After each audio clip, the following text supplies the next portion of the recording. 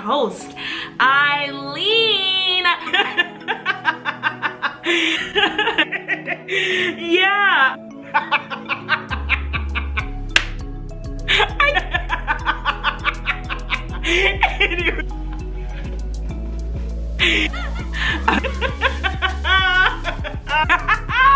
Boy. Therapy ain't cheap, but laughing sure is.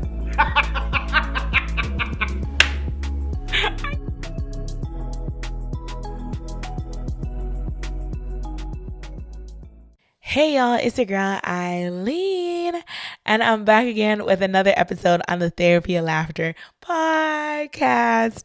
I am so excited because this is the first episode of the month, and you know what this month is? Do you know what this month is? Do you know what this month is? It's Black History Month. It is Black History Month. It is Black History Month. It is Black History Month. It is Black History Month.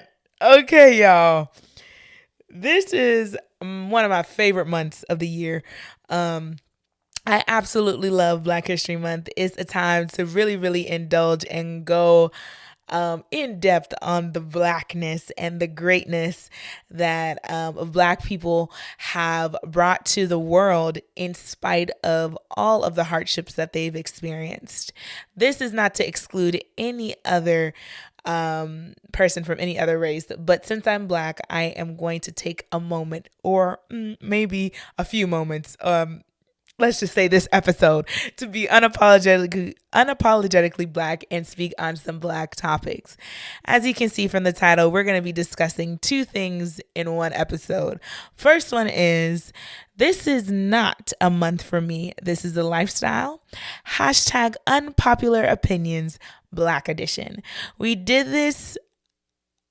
did this probably 2 years ago when I first started, and y'all ate it up. Y'all ate it right up, and we're going to do it again. But before I want to get into that, or get into my unpopular opinions, because guys, it's been 2 years, so you know, I racked up some unpopular opinions.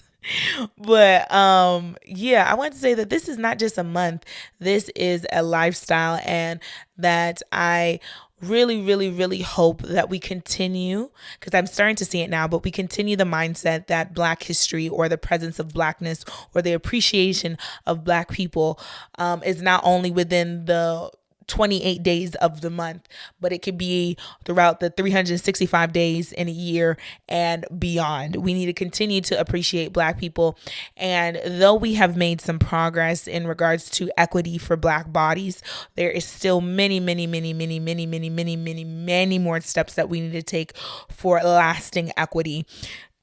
Y'all gonna get mad at me, but making cop cars Black History Month themed, or giving us little shout outs or honorary degrees does not help systematic oppression.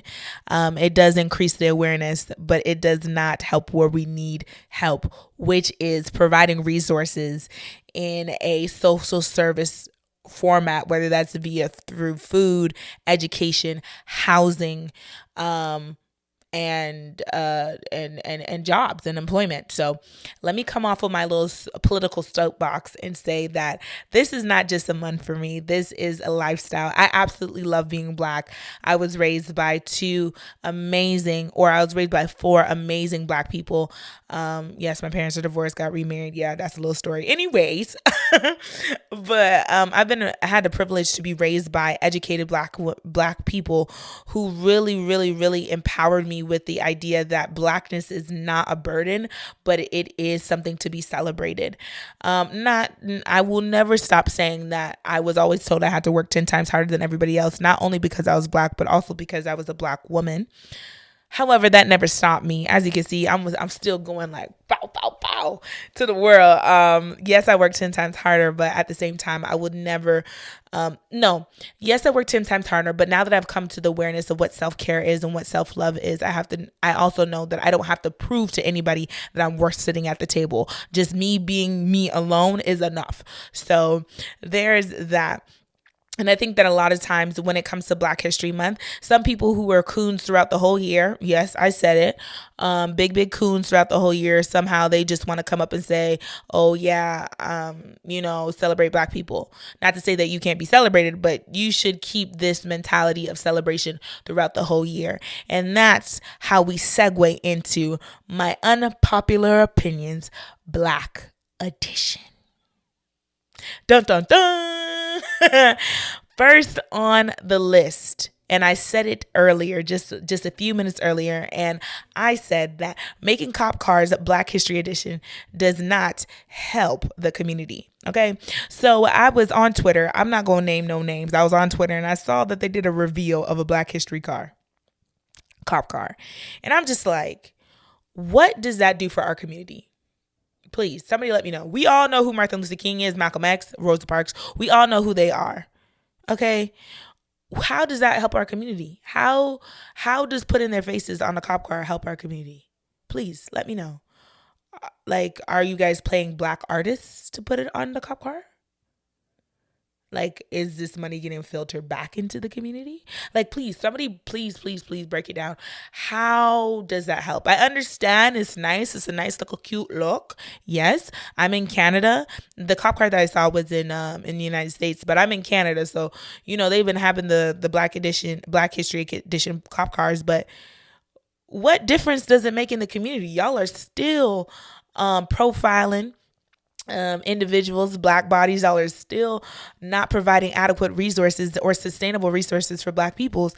How is that helping us? I really don't understand how putting somebody's face on the side of a cop car is really helping a Black community. Yes, you're celebrating us. Yes, that is inevitable. But there's plenty of other ways that you can celebrate us. And I can know the top reason for that is what? It's what?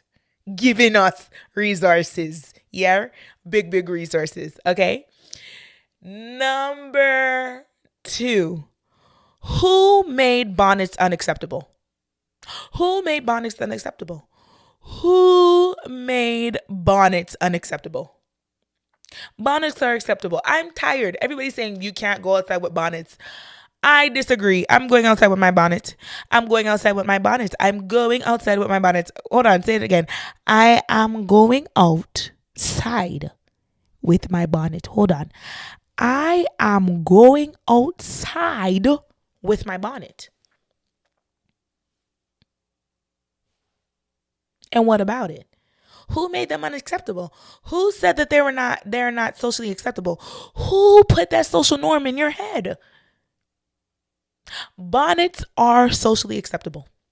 Okay? They're very socially acceptable. Okay? Unpopular opinion number 3. Dating apps are not for Black people.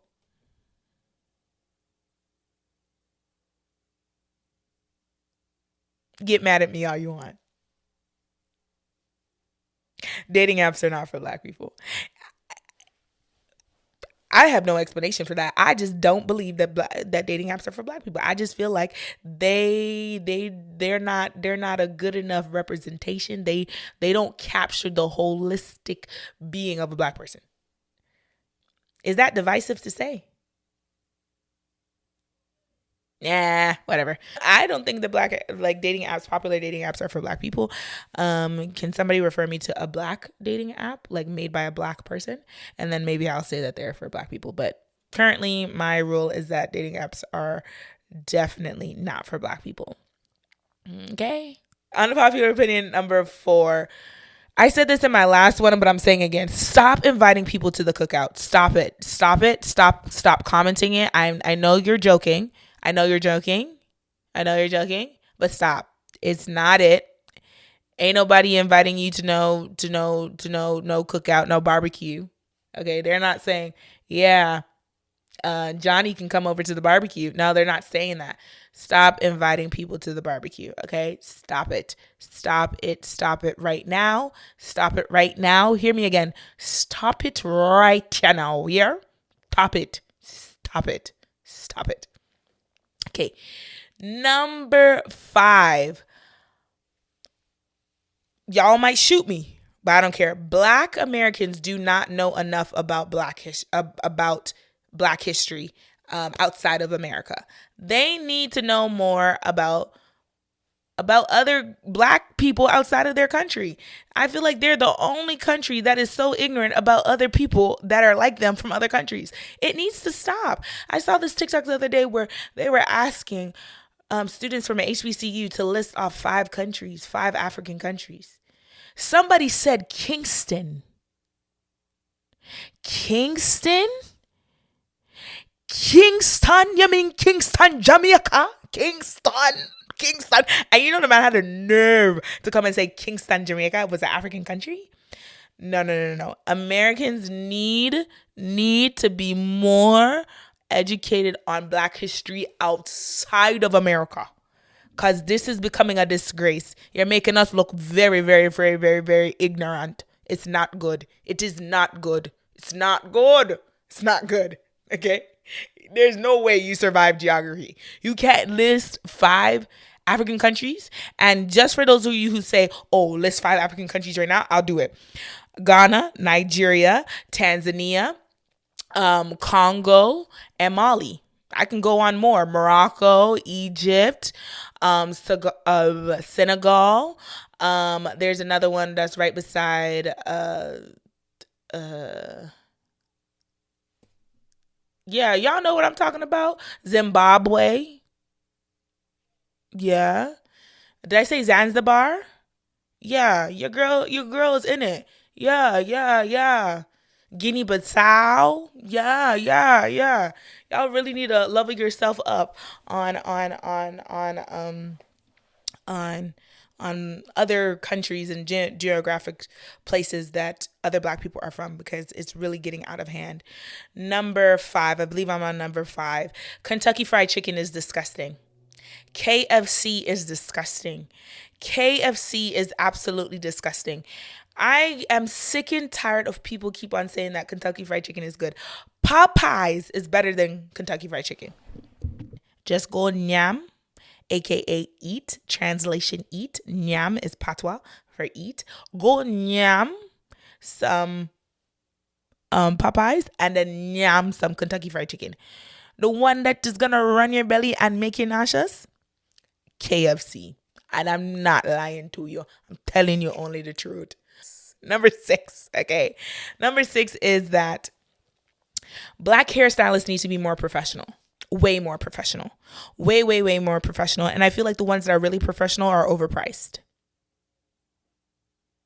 Yes, I said it. You're doing lace fronts, frontals, sew-ins, all this type of stuff, but you do not know how to wash hair? How? How? And you're telling people to give you a non-refundable deposit. Sis, go to cosmetology school. No. You're telling me my install is $200. $200 for you just to oil down my scalp and to pluck my lace front when you're with me? I'm watching you pluck my lace front in front of my eyes, and you're telling me that your service is 100, it's 200 and something dollars? And you're telling me I must hurry up and be on time for your appointment, and my lace front is not ready when I'm there? My wig is still wet. My hair is not even press out or styled. You can't even slap the wig on my head. No, you guys need to be a lot more professional. I saw somebody say that they're not going to do somebody's hair because it's not blow dried. Blow dried? Are you not blow dried? Are you mad? What happened? What happened to that? And then the ones that do the blow drying and do the washing and stuff like that, y'all charging $300. $300 to wash some hair? To do a press and curl? No, y'all Black hairstylists, y'all are going crazy with just not providing a full service, but wanting a whole heap of money, or providing a full service and then you want me to pay for a fortune. Do y'all not see the economy? I understand that y'all are in a deficit. I understand the economy is whooping y'all behind too, but we are in the economy struggling too. Inflation is hitting everybody, baby. Everybody. Ain't nobody getting no salary increase. We all on the same bill. Come on now. A 150. Okay, that's still expensive. But 150, but $200-$300 for a press and curl. Oh, and let me touch on the braids. I'll cost all $400, $500, $600 for long braids. Who? This is highway robbery. As you can see, I'm very passionate about this because I was looking to get my hair braided the other day and I'm seeing prices like $550, $650. Huh? The braids are not even gonna last me 2 weeks. 2 weeks. 2 weeks. I work a regular job.